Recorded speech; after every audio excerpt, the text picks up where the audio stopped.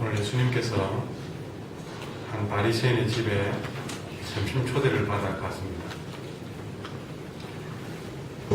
그런데 그렇게 예수님을 식사 자리에 초대했던 이 바리새인의 눈에 식사하기 전에 손을 씻지 않는 주님의 모습을 보였습니다.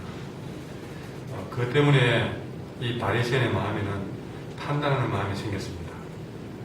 38절에 보니까 손 씻지 않는 모습을 보고 이상하게 여겼다 그런 얘기를 보게 되는데, 그런데 주님은 이 바리새인이 속으로 생각했던 이 이상 여기는 그 마음을 알아차렸습니다. 눈치가 빨라서 아니라 주님은 우리의 마음을 읽고 있는 능력이 있기 때문에 이 사람이 어떤 마음을 가지고 지금 나를 바라본다 그것을 알았습니다. 그래서 예수님은 그의 마음을 아시고 이 바리새인의 위선에 대해서 지적을 하고 경고를 했는데, 어떻게 했냐면 이걸 말씀해 보시면 39절에 너희 바리새인은 지금 잔과 대접의 겉은 깨끗하게 하지만 너희 속에는 탐욕과 악독이 가득하다 라는 말로 경고를 하고 있습니다. 그러니까 이 바리새인들은 지금 여기서 예수님이 식사 전에 손을 깨끗이 씻는 이런 모습, 그러니까 그릇에 겉은 항상 먹고 마시는 그릇은 항상 깨끗하게 닦고 청결을 유지를 했는데, 정작 그 그릇에 담긴 음식은 온갖 탐욕과 악독한 것으로 삐썩은 것 가지고 가득하게 채워놨다는 것이죠. 그럼 참 이거는 바리새인의 모습을 너무나도 두말할 필요 없이 아주 제대로 설명하는 모습이었습니다. 여러분, 그릇을 생각해 보십시오. 우리가 지금 음식을 먹는데 그 그릇은 좋은 재료 가지고 빛나게 너무 아름답게 닦아놨는데 그 그릇에 다 상해버린, 그야말로 음식 찌꺼기로도 짐승도 안 먹일 만한 그런 음식으로 그 음식을 가득하게 담아놓은 어떻게 생각해 보십시오. 아무리 그릇이 깨끗한들 그 음식을 받아 먹을 사람이 있겠느냐는 것이죠. 그럼 이러한 바리새인의 겉과 속이 이렇게 다른 그런 모습을 보면서 40절에 뭐라 합니까? 어리석은 자라고 시작합니다. 그러면서 겉을 만드신 이가 속도 만들었으니 참으로 깨끗해지려면 그 속에 있는 음식을 깨끗하게 하라. 그 음식을 깨끗하게 하는 것이 무엇이냐? 여러분, 그것은 음식 그릇을 깨끗하게 하는 것이 아니라 탐욕과 악독을 버리고 그 속에서부터 우러나오는, 마음에서부터 우러나오는 이웃 사랑을 실천하는 일이 바로 속과 그릇을 깨끗하게 하는 일이라고 말씀을 하고 있습니다. 여러분, 이거는 설명이 될 필요 없지 않습니까? 우리가 겉만 바르게, 또 점잖하게, 또 겉만 경건하게, 거룩하게 우리가 닦고 있지 않습니까? 마른 양반같이, 또 마른 온갖 하나님 사랑, 이웃 사랑, 교회 사랑으로 경건하게 다 드러내고 하나도 허투름이 없이 행하지만 그 속은 온갖 탐욕과 시기와 다툼과 미움과 악독함으로 썩어버린 그런 속으로 가득하게 채워놓지 않은지, 겉은 멀쩡하지만 이런 것으로 내 자신이 채워지지 않은지 이 새벽에 돌아보게 하십니다. 이런 바리새인의 모습을 그릇으로 비유하신 예수님께서는 42절부터 세 가지 화가 있을 것을 경고하고 있습니다. 여러분, 우리가 이 42절부터 44절까지 세 가지 화가 있을 일은 우리가 철저하게 내 삶에서 경계를 해야 되겠습니다.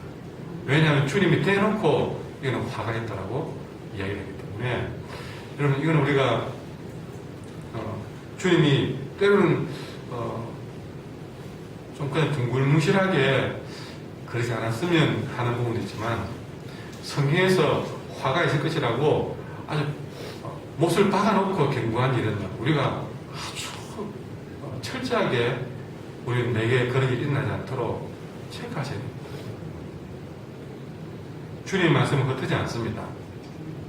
주님의 약속이 축복할 것이라고 약속했으면 그것도 이루어지겠지만, 그는 화가 있을 것이다라고 말하실 때는 분명히 그 일에는 화가 단다는 사실을 알고, 여러분, 그게 우리는 빨간 줄을 팍팍 끊어서라도, 여러분, 어디 길 가다 보면 경고문이 딱 붙어 있지 않습니까? 그러면 그 경고문을 주시려 해야 됩니다. 그런 것처럼 이 경고문 세 가지는 우리는 꼭 기억하셔야 됩니다. 첫 번째는 어떤 것이 화가 있느냐? 너희 발의 시행이여, 너희가 박하와 운향과 모든 채소의 11조는 들이되 공의와 하나님께 대한 사랑은 버린도다 라고 말했습니다. 그러니까 첫 번째에 경고하는 것은요, 바로 율법주의입니다. 그러니까 그들은 율법에 따라서 박하와 운향과 모든 채소의 11조는 철저히 바쳤다는 것이죠. 정말 철저하게 그렇게 하나님께 드렸습니다.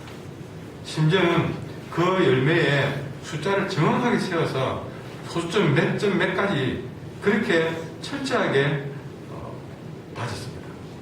그러나 그 11조의 참 정신인 공의와 사랑의 마음은 하나님 앞에 바치지 못했습니다. 그러면서도 그들은 하나님의 율법을 잘 지켰다고 우울감에 빠졌고, 그런 율법을 지키지 못하는 사람들은 판단하는 그런 마음으로 가득 차 있은 것이죠. 여기 대해서 뭐라고 그러십니까? 그러나 이것도 행하고 저것도 버리지 마라. 그러니까 철저하게 그렇게 율법을 행하려고 하는 그 모습도 행하고 저것도 행하라. 그것이 뭡니까? 그 속에는 정신도 버려서는 안 된다는 것입니다. 맨날 그 모습에 그런 마음을 빼고 정신을 빼고 사랑하는 마음은 빼고 11조만 들여서 되는 것이 아니다 한 것이죠. 여기 와서 교회 봉사를 하되 시간만 채우고 한다고 해서 되는 것이 아니다. 정말 이것도 행하고 저것도 우리가 하나님 앞에 버리지 말아야 되는 것, 이것이 첫 번째 여러분 경고입니다. 두 번째는 명예욕입니다. 화 있을진저 너희 발의 시행이여, 너희가 배당의 높은 자리와 시장에서 문안받는 것을 기뻐하는데 그것을 경계하라. 이렇게. 여러분, 항상 우리가 그 공동체에서 높은 자리에 앉고자 하는 마음을 우리는 경계하셔야 됩니다.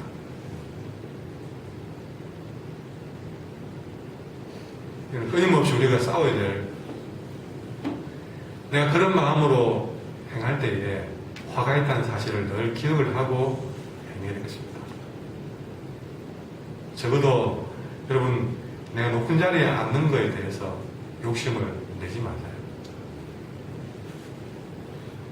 그리고 높은 자리에 앉지 못한 것에 대해서도 마음 상하지도 마십시오. 그건 내 인생에 아무 유익이 되지 못할 마음입니다. 그리고 사람들에게 인사받기를 그렇게 기뻐하지 마세요. 오늘 인사하기를 기뻐하십시오. 인사받기에 마음을 빼앗기기 시작하면, 그것이 인사 안 한다고 화가 나고 그렇게 대접받지 못했다고 화가 나는 것은 우리가 아무 유익이 못 된다는 것을 경고하고 있습니다. 이런 명예욕은 나도 모르는 가운데, 왜 이것이 화가 되느냐, 나도 모르는 가운데 결국에는 하나님의 자리까지 탐하게 되는 아담의 죄를 범하게 되는 것입니다. 가장 인간의 근본적인 죄가 여기서부터 나옵니다. 아담이 선악을 알게 나무를 열매를 먹을 때에 그가 했던 사탄의 말을 그는 기억을 해줘야 됩니다. 그게 뭡니까? 이걸 묻는 순간에 너가 하나님과 같이 되리라 하는 그 말에 그의 마음을 빼앗게 된 것이죠. 바로 그런 것입니다. 그렇게 됨으로써 결국엔 자기들이 하나님의 자리까지 당하는 교만으로 변질될 가능성이 어디서 나오느냐? 높은 자리 앉기를 좋아하고 인사받기를 기뻐하는 그것이 이런 가장 큰 죄를 지는 지름길이 있는 사실을 우리는 기억해야 하는 것입니다. 여러분 안에 그런 영역이 없는지를 또 살피고 또 살펴야 되겠습니다. 세 번째 화가 있는 삶은요, 바로 거짓된 변장입니다. 사회사지를 보시면 너희는 평토당한 무덤 같아서 그 위를 밟는 사람이 알지 못하느냐. 이 평토당한 무덤은 뭔가? 여러분 성경에는 아마 가로 해가지고 오로 표시되어 있습니다. 자, 밑에 보시면 그 서명이 되어 있습니다. 뭐라고 되어 있습니까? 보이지 않는 무덤입니다. 그러니까 그것이 무덤인지도 모르고 모를 정도로 되어 있는 것이죠. 아예 무덤같이 보이는 것이 아니라 무덤인지도 모를 정도로 평토장한 무덤이다 것이죠. 그러다 보니 그 위를 밟는 사람이 무덤인지도 알지 못하게 되어 있다 하는 것입니다. 여러분, 이것은 무엇이냐면 여러분 이스라엘 백성들은 그들의 법이 있는데 그거는 뭐냐면 민수기 19장에 보면요, 누구든지 들에서 칼에 죽은 자나 시체나 사람의 뼈나 무덤을 만지면 1일 동안 부정하다. 자, 시체를 만져도 부정하고요, 무덤을 만져도 부정하다라고 성경은 얘기했습니다. 그러니까 이것이 그 사람이 여러분 성경에 주님이 병 고친 사람 중에 혈루증 앓는 여인이 주님 옷자락을 만짐으로써 고치게 받았습니다. 근데 뭉둥병 환자나 혈루증 환자는 사람들과 경계시켰습니다. 서로 이렇게 만지지 못하도록 했단 말이죠. 부정하기 때문에. 여러분 그런 것처럼 무덤도 죽은 시체도 만지면 부정하겠습니다. 근데 그 눈에 보이면 여러분 그것이 뭉둥병 환자라든지 나는 혈루증 환자예요 그렇게 대놓고 얘기하면 사람들이 만지지도 않았습니다. 그런데 말도 안 하고 자기가 그런 부정한 사람인다는 것을 표시도 안 하고 있으면 자기도 모르는 가정에 만지고 무덤도 무덤인 줄 알면 안 만질 건데 평토정하는 바람에 모르고 사람들이 부정한 줄 모르고 그 사람을 만지게 된 것이죠. 여러분 이처럼 평토정한 무덤같이 교묘하게 위장한 모습, 변장한 모습 속에는 온갖 죽음과 부패함이 있으나 겉으로는 무덤이 아닌 것처럼 그렇게 치장한 모습. 여러분 그것은 바로 화가 있을 인생이라는 것입니다. 여러분 내 안에 온갖 탐욕으로 가득 찬데 너무 경건한 척 하지 말라는 것이죠. 또한 이 말씀은요 이단자들에게도 포함이 되는 말입니다. 신천지나 이런 이단들은요 자기가 경건한 척 교회 안에 들어와서 그렇게 자기의 속에 온갖 악도로 가득한 것을 숨기고 있다가 이 사람 저 사람을 영적으로 부정하게 만듭니다. 바로 그런 모습들.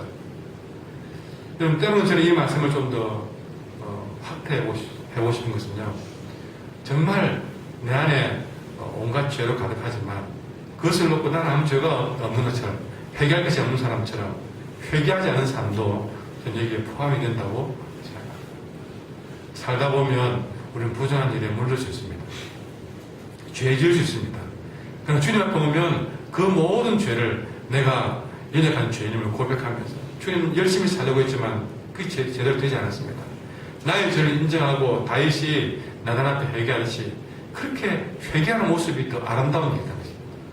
다윗이 자신의 바세바를 범하고도 그 죄를 감추고 평토당 무덤처럼 그렇게 나는 죄인이 아니요 라고 버티는 것이 아름다운 것이 아니라 자기 연약함을 인정하는 왕임에도 불구하고 그 죄를 인정하고 회개하는 모습을 두고두고 성경은 아름답게 묘사를 하고 있습니다. 여러분 그렇게 살아가니까 다윗이 어떻게 했습니까? 그렇게 자기의 죄를 감추고 숨기고 죄인이 아닌 것처럼 살았지만 그 영혼은 성령이 떠나간 것처럼 고통스러운 삶이었습니다. 그러나 그가 주님 앞에 회개했을 때는요 그가 뭐라고 소리쳤습니까? 그렇게 평준한 무덤처럼 경건한 것처럼 속여 살았지만 성령이 떠나간 그 인생은 너무나 고통스러워서 성령이여 나를 떠나지 말라고 다시 내 마음에 돌아와 달라고 소리치면서 우는 모습을 보게 됩니다. 여러분, 정말 이런 삶은 그 자체가 화가 있는 삶인 줄 믿습니다. 적어도 여러분은 이 경고된 이 세 가지의 화 있는 삶은 여러분이 근접하지 않도록 늘 자신을 돌아보고 주님 앞에서 살아야 될 줄 믿습니다. 이 율법주의와 명예욕과 거짓된 변장에는 반드시 하나님의 심판이 임하는 걸 우리가 뚜렷이 기억하고 오늘 내 삶을 이런 화가 있을 이런 삶에서 더 멀어지고 정말 주님이 기뻐하는 것과 속이 온전히 주님 앞에 드려지는 그런 삶이 되기를 간절히 주님의 이름으로 소망합니다. 오늘 말씀을 생각하시면서 함께 찬양합시다.